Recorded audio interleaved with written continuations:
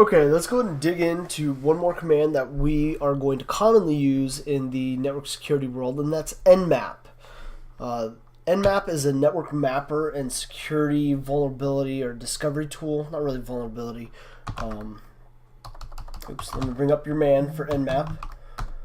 But as you hear, it's a network exploration tool and security port mapper. Now, it's important to understand this is not just a port scanner. That is not its sole function. Unlike NC, it can actually do a lot more functionality than what NC can. And we'll look at that here in a second. You need to understand exactly what you're looking at when it comes to Nmap. There are a lot of options, and I mean a lot. And you're going to need to know some of these. Nmap, we're going to look at, let's see, we're going to break out of the manual. Now on this machine, so I'll have the local machine. If you guys haven't noticed already, I've kind of moved over to another computer to do some of my recordings from. So I'm actually shelled into my Ubuntu server. I'm no longer using the GUI desktop. In this case, I want to look at maybe what's going on that Ubuntu desktop, and I can run Nmap against that specific machine. I know the IP address is 192.168.1.111. And I run it, and it simply tells me a little bit of information about it. It tells me, okay, we scanned this IP address. Now, one of the benefits of Nmap is I can give an input list and scan maybe 100 or 1,000 IPs all at once. Or I can scan them by DNS name. I don't have to be scanning specifically the IP. I can scan IPv6, IPv4. It doesn't matter.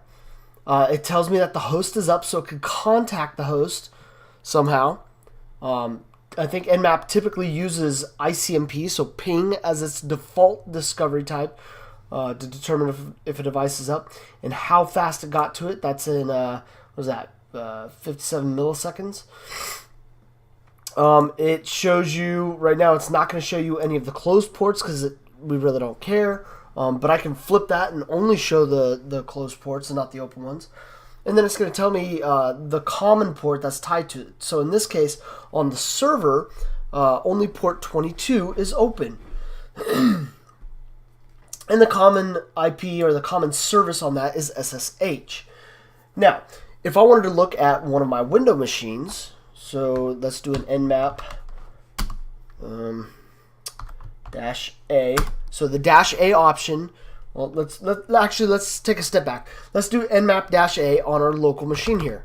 So 192.168.1.111.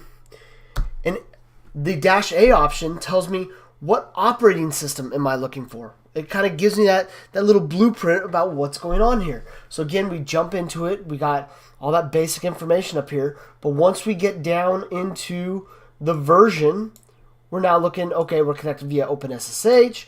Oh, here's our Ubuntu. So now I know that I'm running Ubuntu. So we know that this system's in Linux.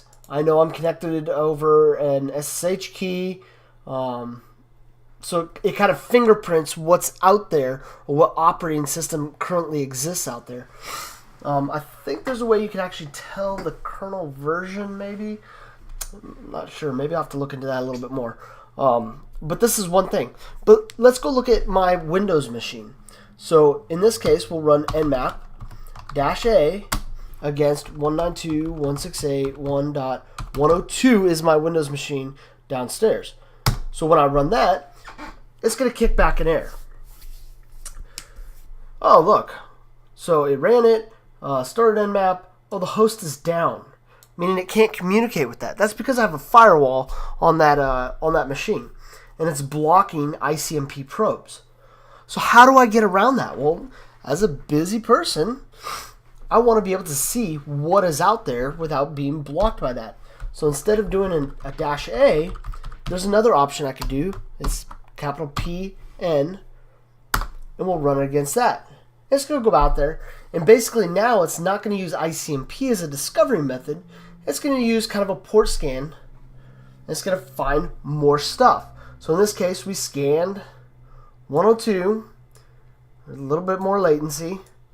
There's 987 unused ports, and now we've got a ton of ports that are open. In this case, we've got RPC open, so for remote procedure call on 135. We've got NetBIOS on 139. We've got Microsoft Directory Services on 445. Microsoft Messaging Queue at 1801. Sentinel, which is used for digital rights management.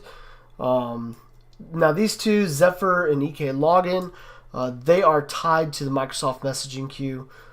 Same with the management portion, my VM Remote Desktop Protocol, and so on and so forth. So this is really giving you a little bit more information, and I didn't even have to have, I had my firewall up, so ICMP was being blocked, and I kind of got around it, and I was still able to discover what was out there.